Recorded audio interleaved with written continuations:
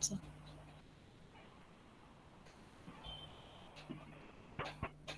So I've started the recording, group 2 members. Uh, Yes, sir. as you know that as per the rules, your presentation will be recorded.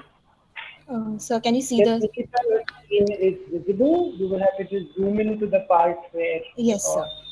you're going to speak. Okay, sir. So is my Over to voice you. clear?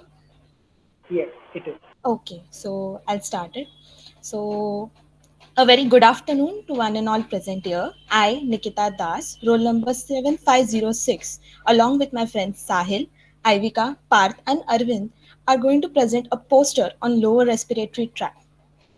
We are also going to be covering the topics of the infections associated with it, how the sample is collected, what sample should be collected, how it is handled, transported, the precautions to be taken, and also some gross examinations.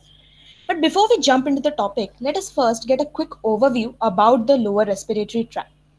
I'm sure all of us are very well aware of it as we have learned it in our lower classes. So, as you can see this image over here, okay, so first we'll start with the lower respiratory tract. The lower respiratory tract usually consists of many parts. First is the trachea. Can you see my mouse?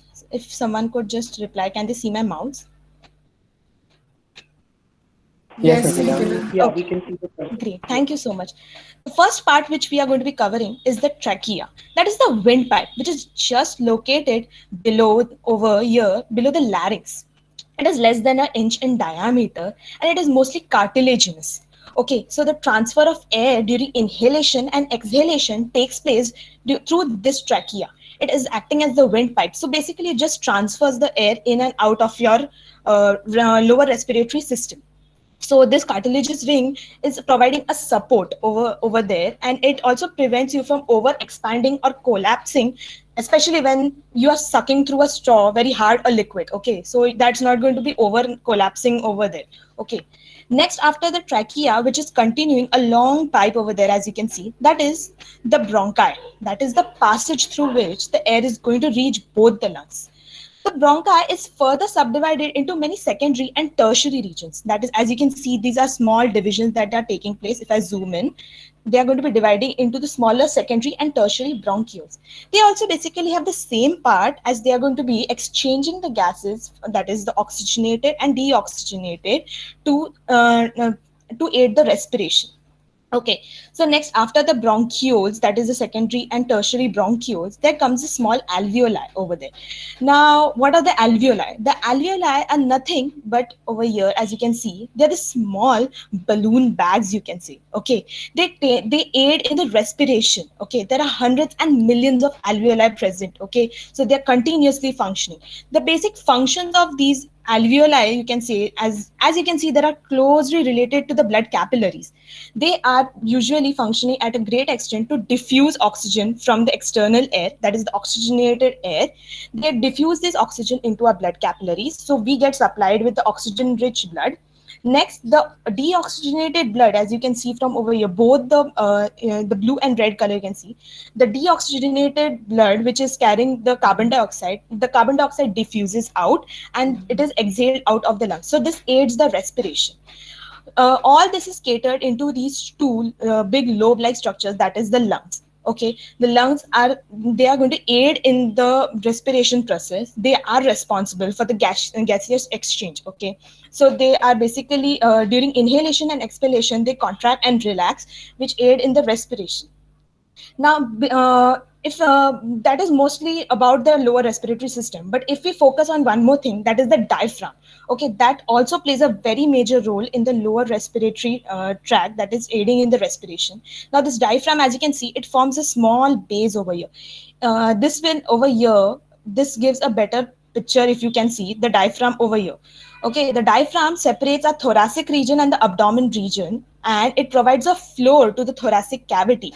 Okay, the when we are inhaling and exhaling, there's a huge pressure on a thoracic region. So the diaphragm is providing a support, a floor for it. And during contraction and relaxation, the diaphragm is going to function and in providing a support, a strong support to the lungs. Okay, so next, having seen all these details of the tract, Next, we will move on to the what are the infections associated with this tract. Over here, as you can see, there are basically many infections associated with the lower respiratory tract. I would like to show you one of them is over here. So the lower respiratory tract consists of infections like the acute bronchitis, the bronchiolitis, influenza, as well as pneumonia, affecting the various parts of the lower respiratory tract, including the bronchi, bronchioles, as well as the alveolar sacs. Okay, so over here, this is an image which shows what happens during pneumonia, which I'll talk about it in a bit. And first, we'll talk about the general etiology, about about what are the symptoms and everything. Okay, so first we'll talk about what is the pathogenesis. The lower respiratory tract infections can be because of even bacteria as well as viruses. Okay, so it can be the etiological agents can be viruses, bacteria. They can be through nature. As for example, it can be like streptococcus pneumoniae. Then we can have some mycoplasma species. Then we can also have Coxella burnetii species. Okay, this infection is usually you can occur it from the natural way, but people who are immunocompromised or even those who are having a developing immunity, like infant, like under the age of 2, or people who are very elderly, okay, they are going to be suffering the most because of this infection. And especially those who are also admitted into the hospital, it is a very famous nosocomial infection, okay, especially the pneumonia, the lower respiratory tract infection. You can contract it from the hospitals. Okay, so now how was this infection? You get contracted this infection. Okay, it can be through inhalation, okay, by your airways, or even through aspiration. Okay, this is going to cause inflammation, very high increased in mucus secretion. This is going to cause some difficulty in your breathing. Okay, and that when there is a severe case of bronchitis or bronchiolitis, when there is a lot of inflammation, it can even harm your blood vessels as well. Okay, that is going to like obstruct your airways, and you are going to have a very difficulty in breathing. Next, what is the clinical manifestation or the symptoms that we are going to be seeing? So basically, like when we are having cough and cold, it is very common that we are going to like having severe fever, okay, because our immune system is working, they are fighting against it. Then we are going to be having a lot of headache, there's going to be fever, chill, we are going to be suffering a lot of mucus, we'll be coughing, and there can also be sometimes joint or back pain in cases of very extreme conditions, or when those who are aged people above 65. Okay, next is what can we do for the diagnosis. Okay, for diagnosis of these, the primary diagnosis which can be taken up is doing the culture of the samples, like if there is a bacteria. We can also use some fluorescent staining techniques, which is specially used in case of the Legionella. Okay, when there is a person suffering from Legionellosis, there can also be blood cultures. We can find out the serological methods. You can make use of ELISA method. That is one of the immunoassay methods for detecting antigens as well as antibodies. Then we can also make use of PCR methods as well as some DNA probe methods. Now, what are the prevention and treatment? Usually, we know that when we are having a normal cough and cold, we are advised to take rest, drink hot water. But in these cases, when it is very severe, then the doctor usually prescribes us with most of the for the viral infection. The treatment is usually there are no antibiotics for the viral infection. But for the bacterial infection, it can be treated with the antibacterials. We can also take some flu shots or vaccines which are now available.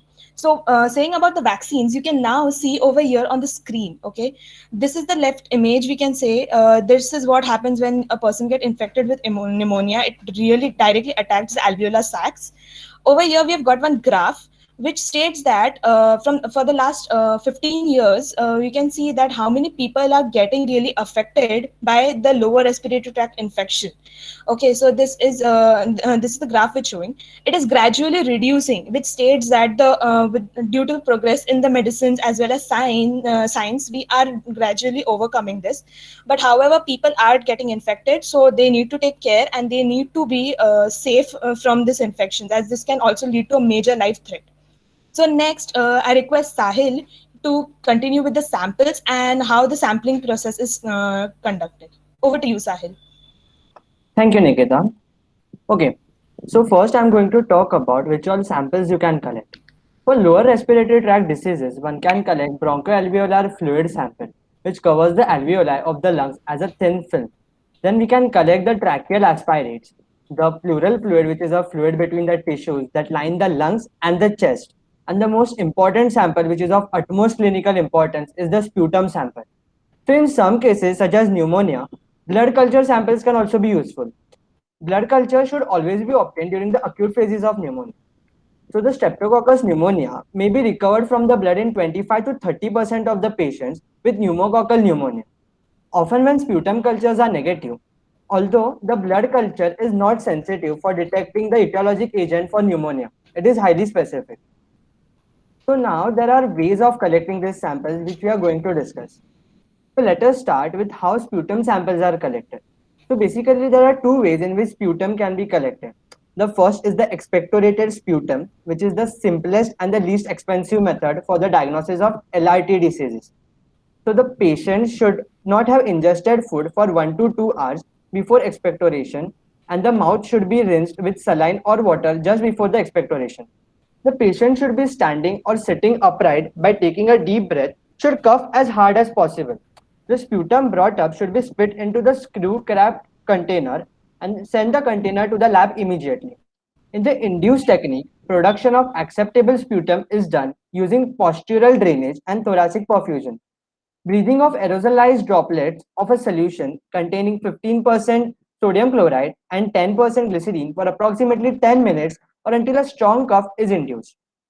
Next, we move on to endotracheal aspirates. So the lower respiratory tract may be sampled by introducing a catheter through the larynx into the trachea. If an endotracheal tube is in place or if there is a tracheotomy, aspirating tracheal secretions are simple. So it is often assumed that the endotracheal aspirates avoid some of the contaminating problems of the expectorated sputum. In fact, intubation introduces the possibility of contamination because oral secretions can seep down the endotracheal tube. So intubation is basically because when some patients who cannot breathe properly, so a pipe is inserted into their throat so they can breathe properly. So that is intubation. Okay. So these specimens must therefore be interpreted with the same care as taken with the expectorated sputum. Next, we move on to bronchoscopy. The bronchoscopy techniques can be subdivided into rigid and flexible bronchoscopy. So the basic difference between them is the instruments they use and the airway they are used to explore. Rigid bronchoscopy is a procedure used to gain access to the patient's airway and allows the passage of larger airway instruments and cameras to diagnose and treat airway diseases. This form of bronchoscopy is done by highly trained specialists. The rigid bronchoscope was capable of sampling only the central airways and hence it is seldom used today. But on the other hand, we have the flexible bronchoscopy, which actually uses a fiber optic devices and thus is also called fiber optic bronchoscopy.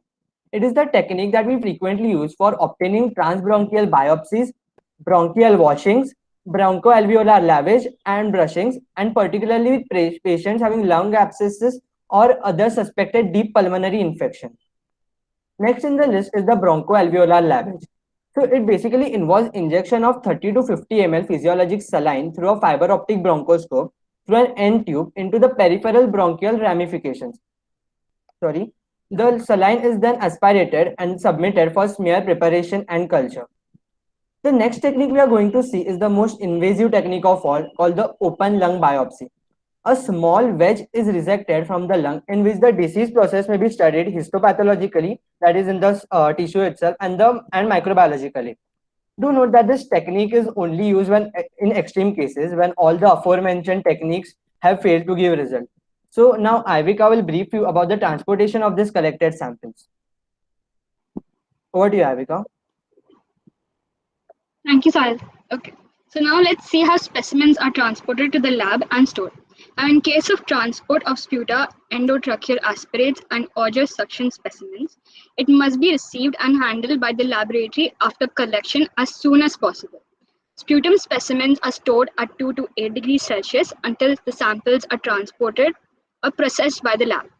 A delay in the processing of more than 2 hours may result in decreased ability to recover the fastidious pathogens. Sputum samples, they should be placed into biohazard bags prior to transport to minimize the contamination of the external environment if leakage occurs. Bronchial wash specimens, BAL specimens, protected brush samples, lung aspirates, and the lung biopsy specimens should also be immediately transported and handled by the lab, since saline may be toxic to the recovery of some primary pathogens. They should also be placed into biohazard bags.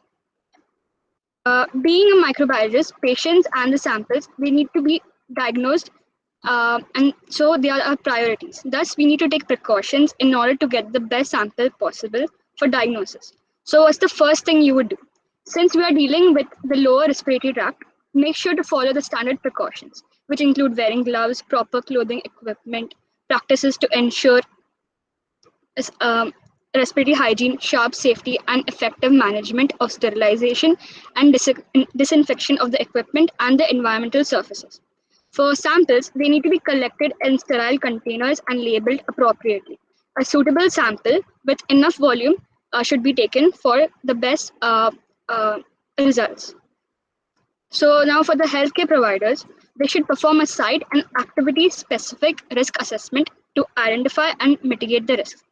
These measures depend on the procedures performed, then the identification of hazards involved in the process or in the procedures, then competency level of personnel who perform the procedures, and lab equipment and the resources available. They should identify all the potential scenarios of a particular activity that could produce a negative outcome and prioritize them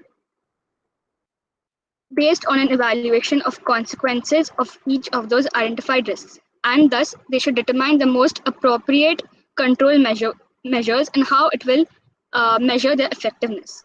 They have to give instructions to the patient, follow protocols like staying within 6 feet of the patient, maintaining hygiene, and so on. Now, for the patients, they need to be educated about the difference between the sputum and oral secretions in order to give the suitable sample. Now, Parth will talk about the gross examination. Thank you. Now, we will see the gross specimen examination for sputum and pleural fluid. First, for the sputum, the consistency of sputum appears normal, viscoelastic, and opaque because of pus, epithelial cells, Crushman spirals, gaseous material, and bronchial cast.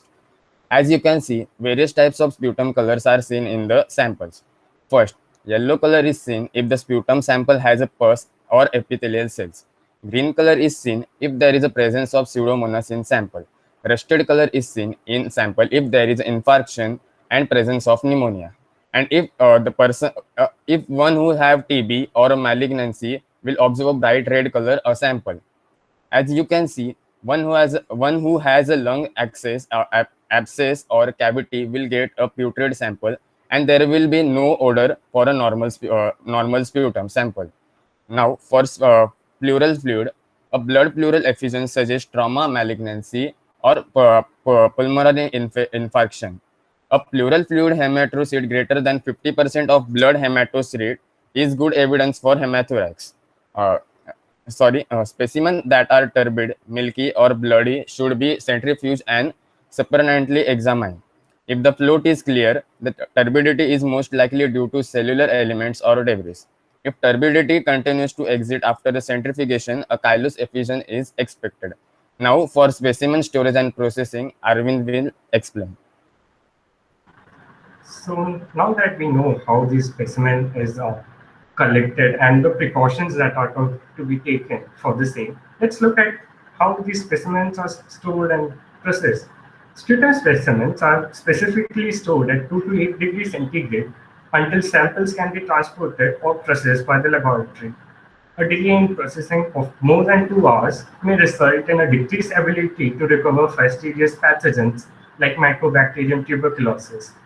So another precaution that has to be taken during transportation is that all the specimens should be placed in biohazard bags to prevent external contamination and also to prevent contamination of the external environment in case any leakage occurs.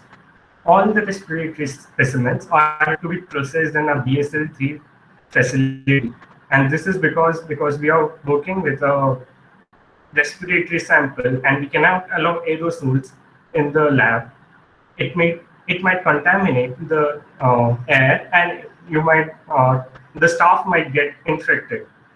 So these specimens can be examined by direct wet preparation of the parasites and special procedures for pneumocystis. Fungal elements can be visualized under phase microscopy with 10% potassium hydroxide combined with calcofluor white under UV light, or using periodic acid shift base smears. For most other evaluations, the specimen must be fixed and stained. So over here, the most purulent or blood-tinged portion of the specimen is selected for microscopic examination. Another thing to note over here is bacteria and yeast can be recognized on gram stain. One of the most important uses of gram stain over here is to evaluate the quality of expectorated sputum received for routine bacteriological culture. Respiratory secretions may need to be concentrated before staining procedure is done, and this is done with the help of an instrument known as a cytocentrifuge. And you can see the middle picture is what a cytocentrifuge actually is. So a cytocentrifuge is an instrument which concentrates the cellular material, vortexes it at about 3000 to 8000 G, which is very low, so that we can preserve the cell morphology. And what it does is it creates a monolayer on a glass slide automatically. As an alternative, specimens are centrifuged and the sediment is used for visual examinations and cultures. For screening purposes, the presence of ciliated columnar bronchial epithelial cells, goblet cells, or pulmonary macrophages in specimens obtained by bronchoscopy or BAL indicates a specimen from the lower respiratory tract. So basically, these are the protocols that are commonly followed after the specimen is collected by the laboratory. Further tests are actually decided by the physician because, as you can see, this collection of these specimens are invasive. It requires invasive procedures. So the specimen amount might, in case it's very low, the physician directs the lab on what all biochemical tests or bacteriological cultures are to be done. General bacteriological cultures include 5% blood, sheep blood agar, general McConkey differential agar, and for Legionnaires' disease, BCYE agar is also used. Uh, so the most important point to note over here is it is imperative that these protocols have to be followed since we cannot risk contaminating or destroying the samples because, as I said, these samples require invasive procedures to be collected. Finally, based on the results of the specimen analysis and the sputum culture, the physician decides the treatment for the patient. And as last, you can see our references. That's all. Thank you so much. Please zoom in to your references.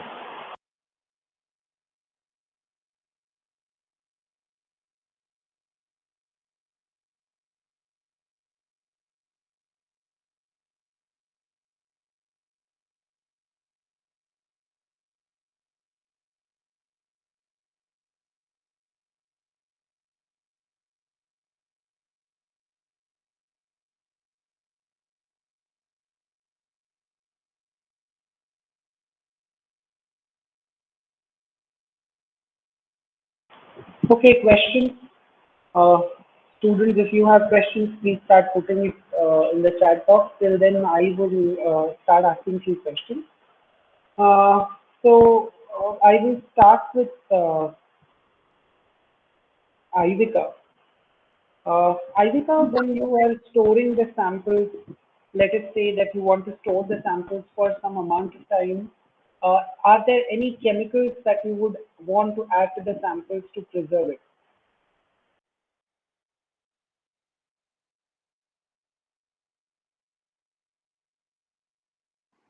So we could add a chemical, but right now I do not know which particular chemical because it should not be too.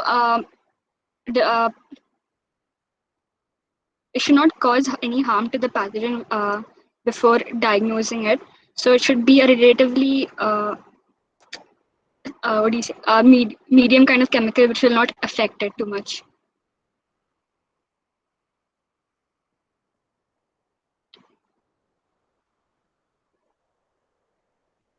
Hello?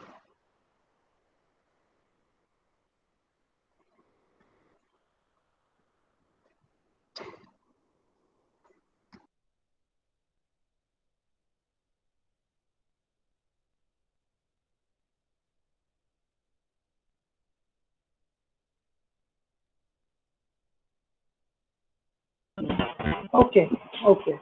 There are a few questions in the chat box. If you can start taking them up, then we will continue asking questions to you guys. There are questions from Anjana and Harshali right now.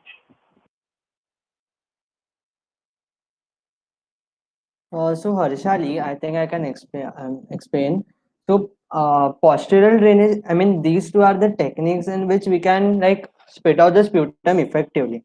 So if you think about the postural drainage, no, it is a position in which the patients are made to sleep on their stomach. You can keep pillows if you want, and so because of the position, so lungs. I mean it creates a pressure on the lung, because of which the cough or the sputum is more effectively spit out. So it is done before, I mean, actually collecting the sputum samples. And thoracic perfusion, I actually read about it, but I didn't understand it completely. It's actually a advanced technique actually. So I'm not very sure about thoracic perfusion, but it is a technique which by which, I mean, sputum can be more easily extracted on. To answer Anjana's question, chylus effusion is usually it is the leakage of your lymph, okay, from the thoracic region into the pleural space which is present. That is the space around your lungs. So when that is caused, that leads to the chylus effusion. That you can also call that as a chyle, okay, and that is usually caused when the thoracic duct is it usually gets ruptured or due to some inflammation. So that is what it is called as the chylus effusion.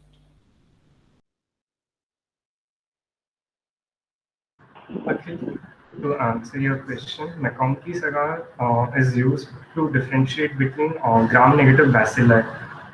It's used for a general observation procedure, not for anything specific. So any one of you, did you come across any secondary infections caused in the lower respiratory tract? If yes, can you give me some examples?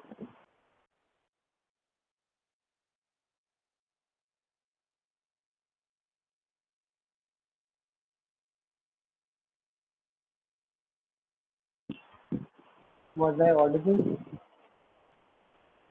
So could you repeat, please? Yes, sir. Could you repeat, please? I asked a question that did you come across any secondary infections related to the lower respiratory tract? And if yes, what were those infections and which were the organisms that caused those infections?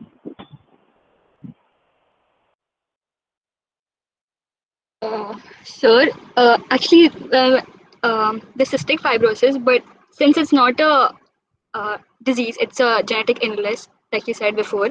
It does cause secondary infections, which is basically the organism that causes the infection is Pseudomonas aeruginosa. Okay, great.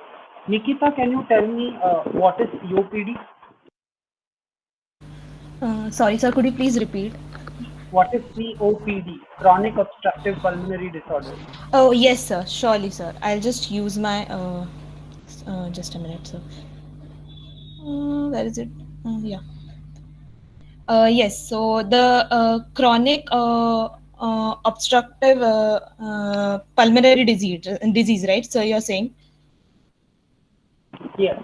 So this happens when there is a this usually is followed by these lower respiratory tract infections. Okay, so when this the mucus secretion or the inflammation is usually it is also the chronic bronchitis, you can say.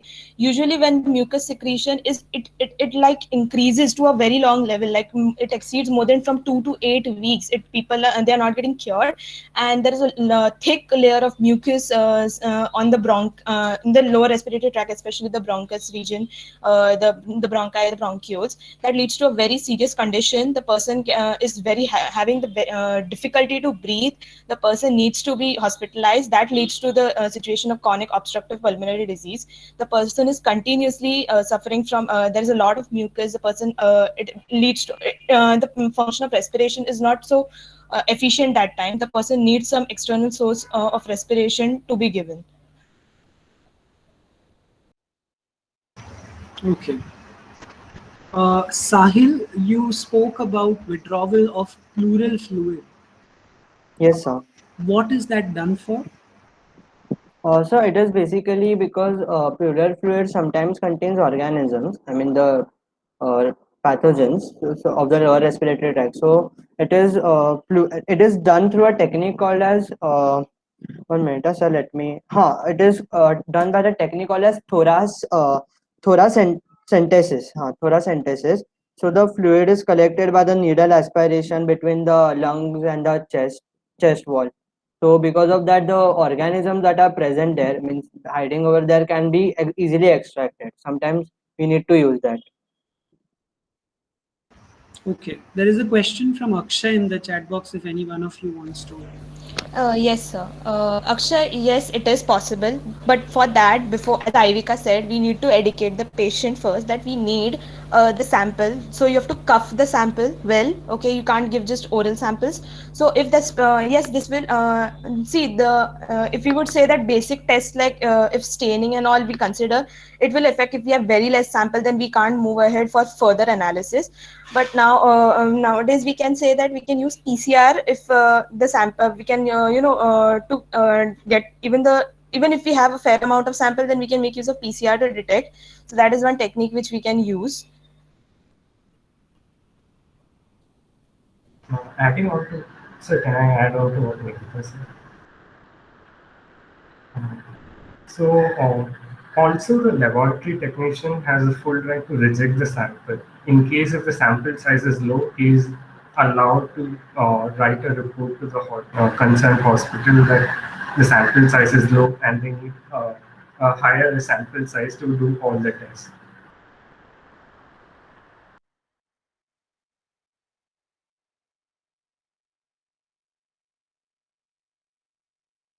I had a question for Parth.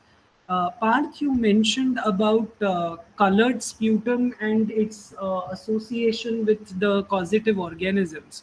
So, is it necessary that color is always related to the causative organisms? Is it possible that the green coloration may not be really because of Pseudomonas? Sir, can you repeat the question?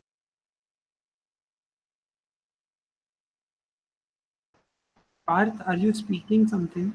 Yes, sir. So he asked you to repeat the question. Oh, I was not audible. So I guess there is some network issue. Oh, okay. So the question is that you mentioned about color in the sputum, right?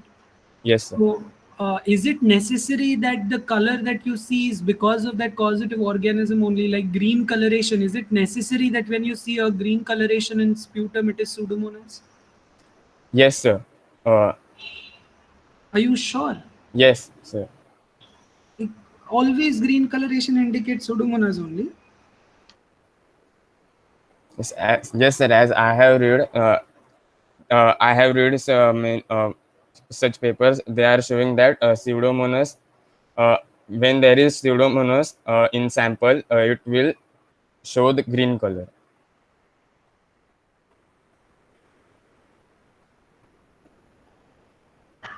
Okay. Okay. Nitin sir?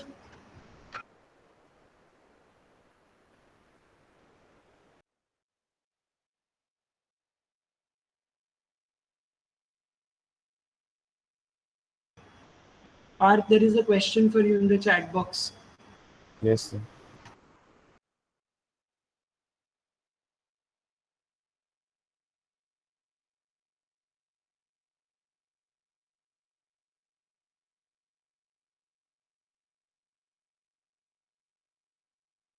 Sachin sir, Yes. so you had asked about the pleural fluid. As you can see in the gross examination section, it is also used to identify through the visual examination the pleural fluid. So we carry out thoracentesis. Okay. So you mean to say that pleural fluid originally should be sterile, right, Sahil? Yes, sir. Okay.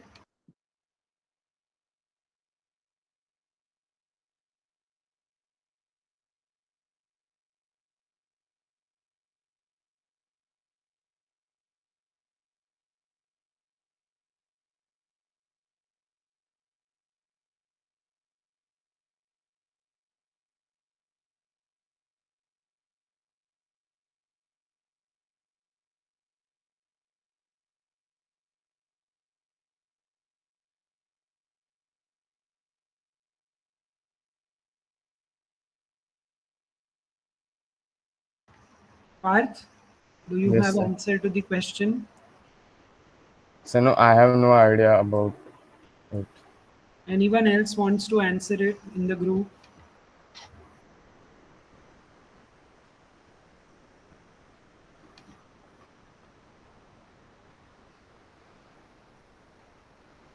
So I have read that green sputum is like widespread immune response. It No, may not. we are not talking about the color anymore, Arvind. We are talking about the question in the chat Oh, box. sorry.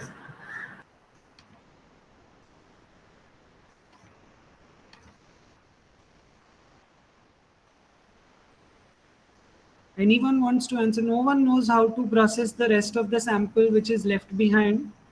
So what So should we do? usually some chemicals are used, but I don't remember the names of the chemical. The chemicals are used to usually prevent any further infection through that sample while before discarding.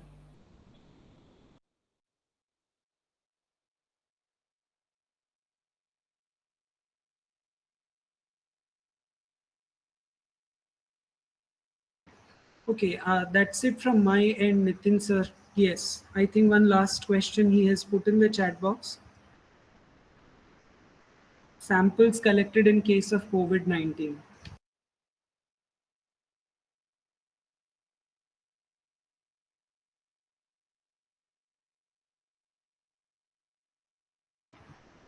अरे इतना time क्यों लग रहा है?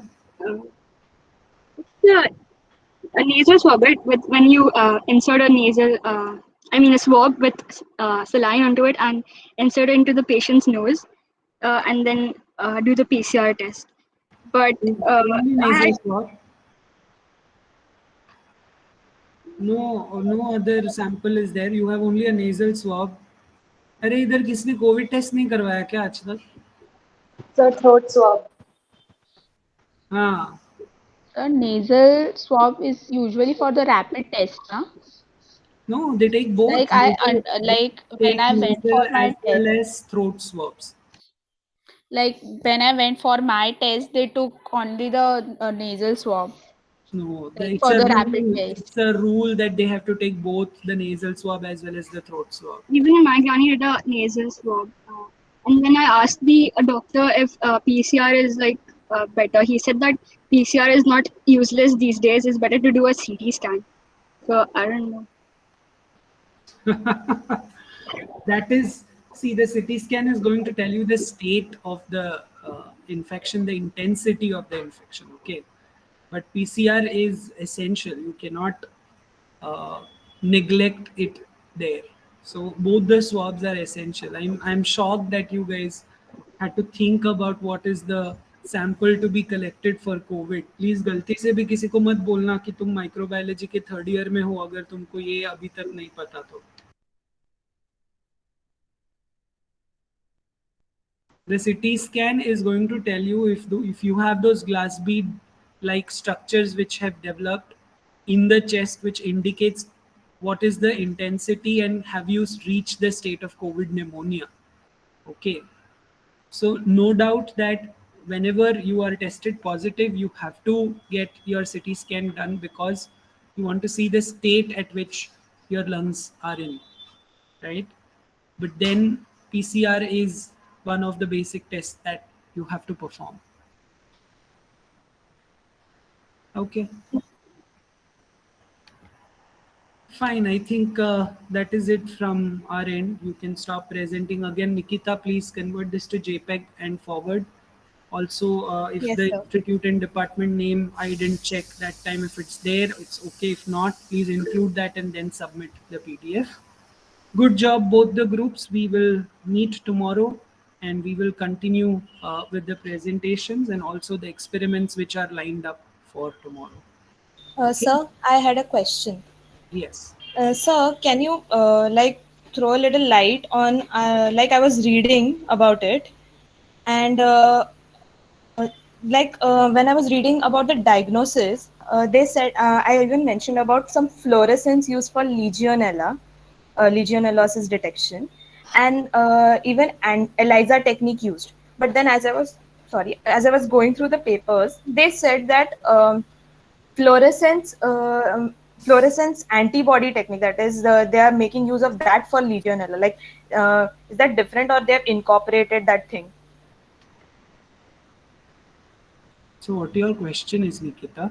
So so the thing is, when I was reading through papers, some papers mentioned that fluorescence staining is used for Legionella, and in some papers they are saying that fluorescence antibody antigen test is used for detecting the Ah, pathogen. So see, are both they're, used? no, they're different techniques. When you say that it's a fluorescence staining, it is basically wherein you are going to use antibodies against specific antigens, and those antibodies will be tagged with fluorochromes.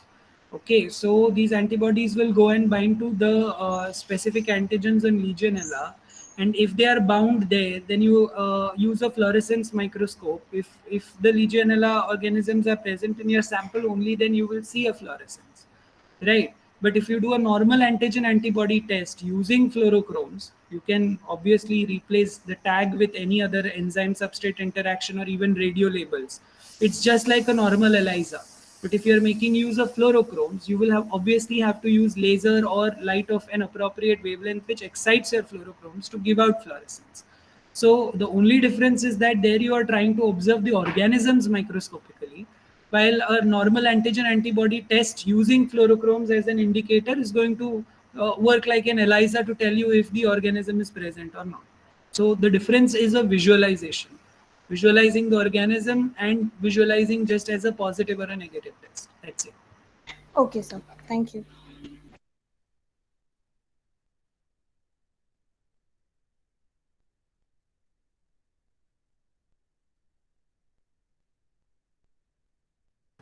Okay, so I think we are good to stop. Thank you so